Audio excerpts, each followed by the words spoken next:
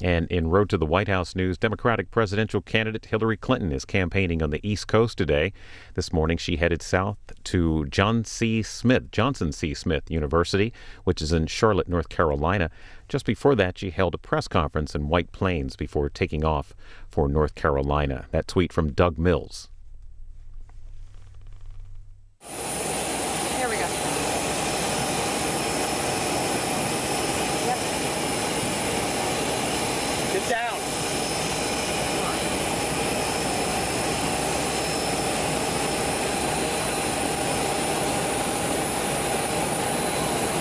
Okay. Hi.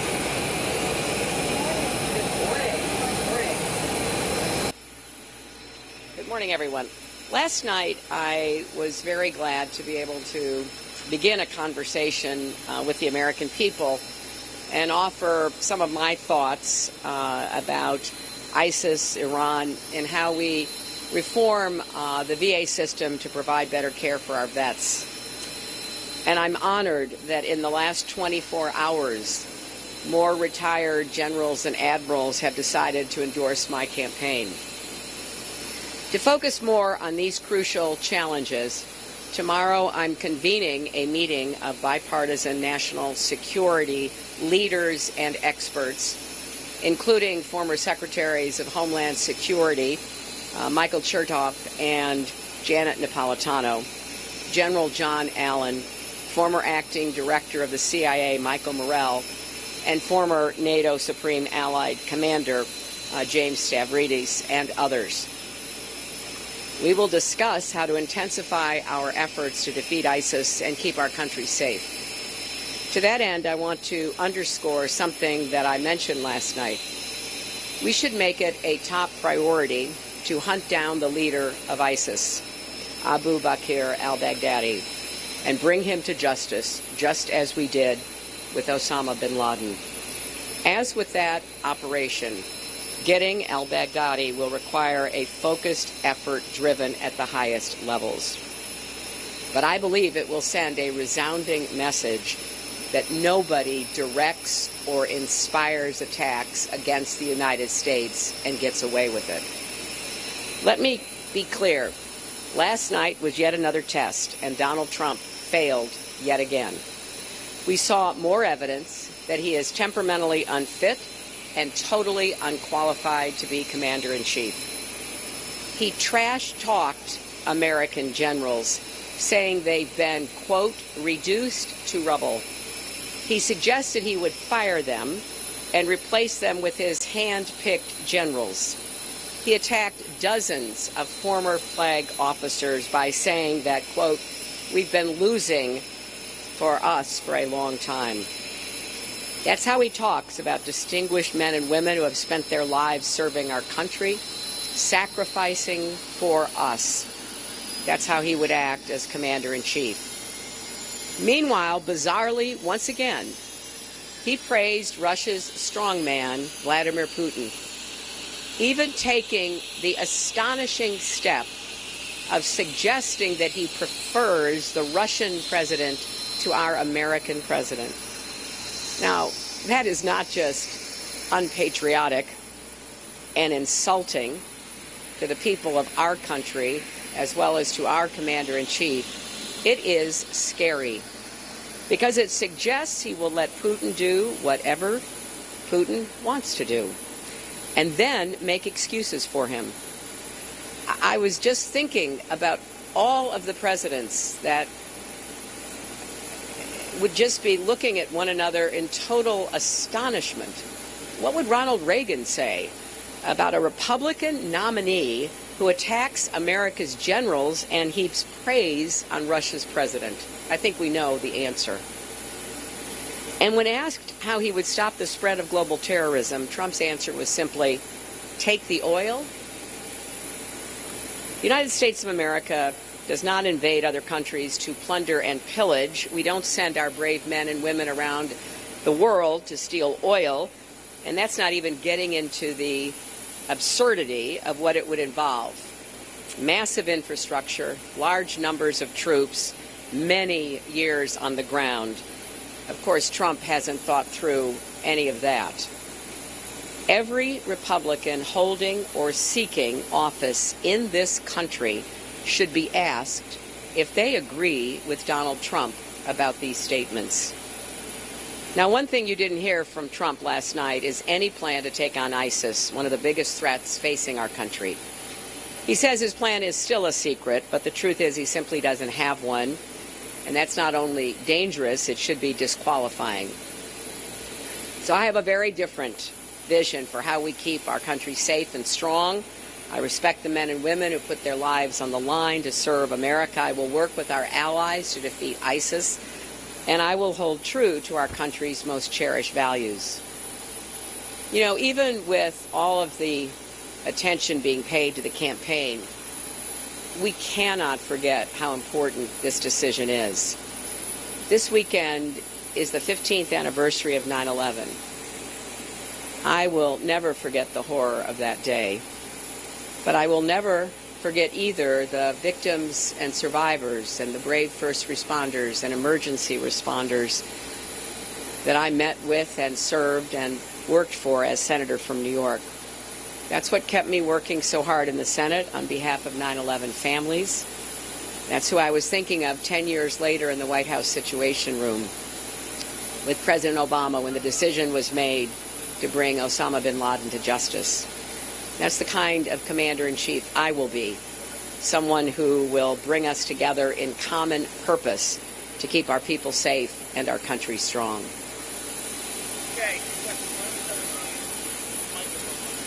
Madam Secretary, the latest Real Clear Politics average has you up by an average of 2.8 percentage points over Donald Trump.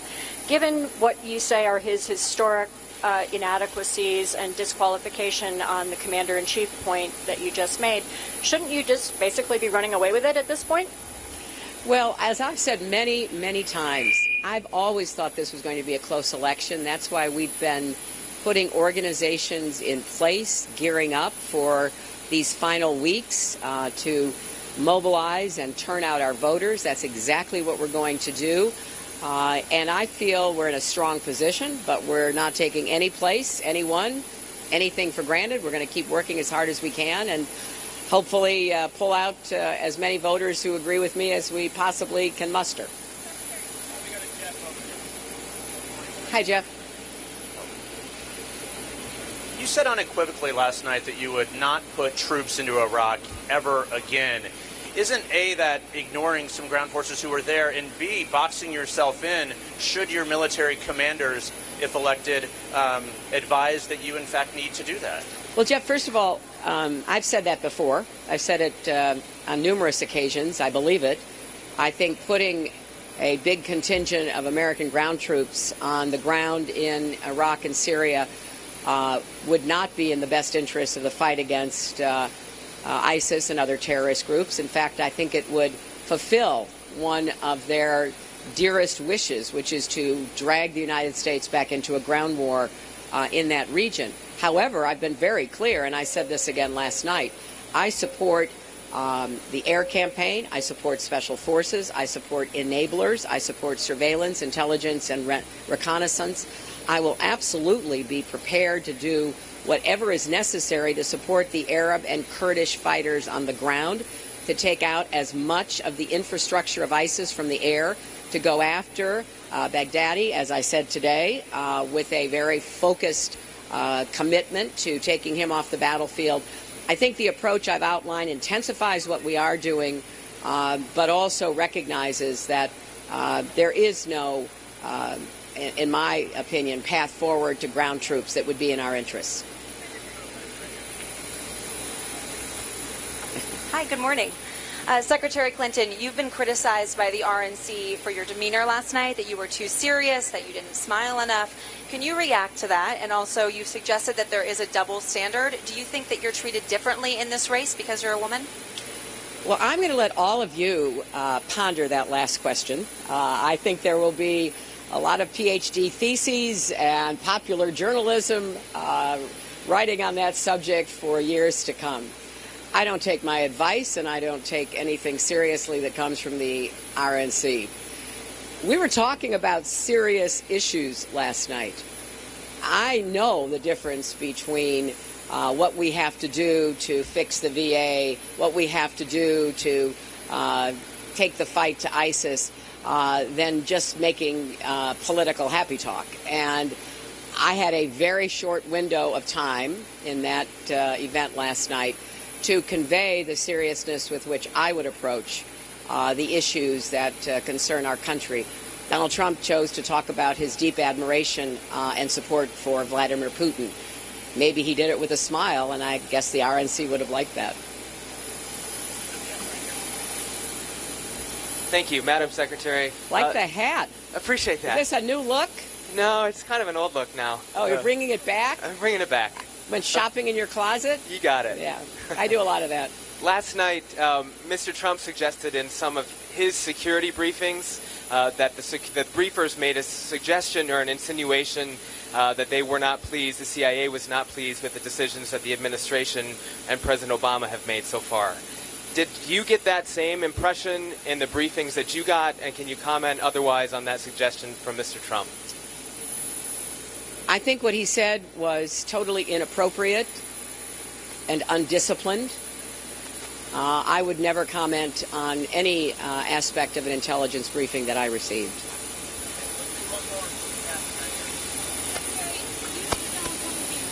To a different standard, and what does that mean for you going into the debates?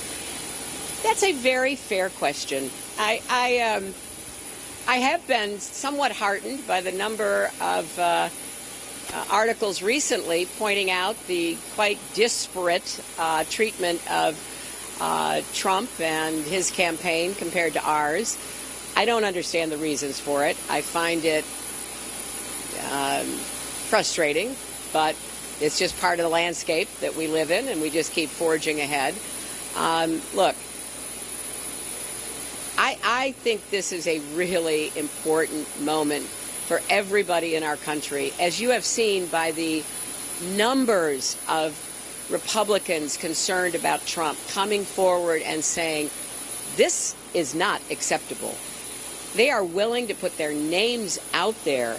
People who've never endorsed a Democrat, people who've never endorsed before, because they are so concerned about this man and how totally unqualified he is to be president and how totally temperamentally unfit he is to be commander-in-chief.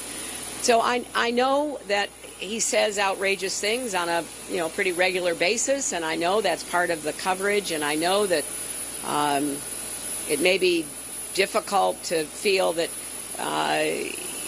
you know exactly how to respond to some of his behavior, but we're on the brink of making a very critical decision for our country. And if I were not the candidate, if I were not the nominee, if I were just a concerned citizen, I'd be out here doing everything I could to sound the alarm about someone like Donald Trump getting anywhere near the White House. And I will continue to do that.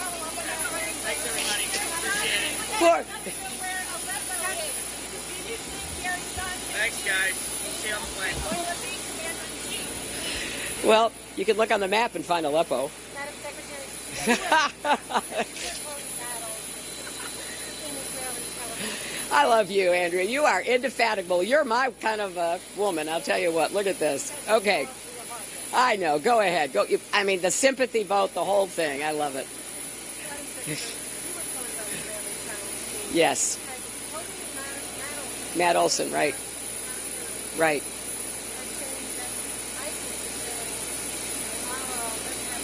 Right. Right.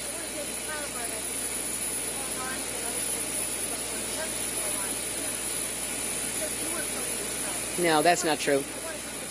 Well, look, I mean, the Republicans are just in a terrible dilemma trying to support a totally unqualified nominee. I have no sympathy for them. It's their nominee. But I am not going to tolerate them continuing to make misleading, inaccurate accusations and putting out misinformation about me. And here's the latest example. Matt Olson, the very distinguished and effective former director of the National Counterterrorism Center, was so disturbed by what he has seen coming from the Trump campaign that he wrote an article that I guess came online in the last 48 hours, pulling from public sources very clear statements by ISIS leaders, essentially throwing whatever support they have to Donald Trump.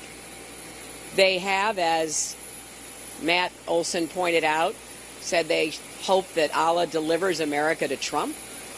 They have said that they hope that he is the president because it would give even more motivation to every jihadi, someone who has insulted Muslims, has insulted a Gold Star family of a incredibly heroic Captain Khan, someone who has said he doesn't want to let Muslims from around the world even come to our country.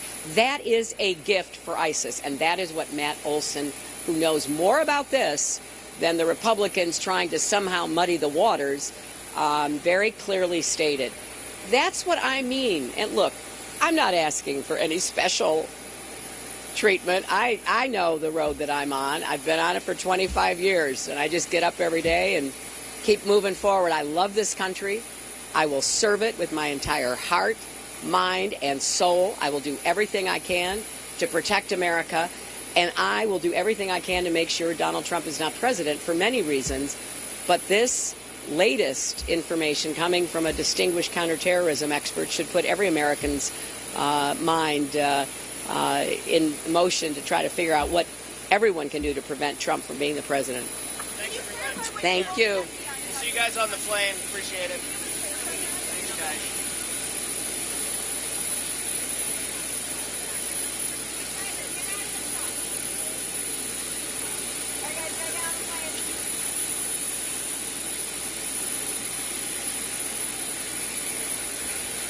Thank you.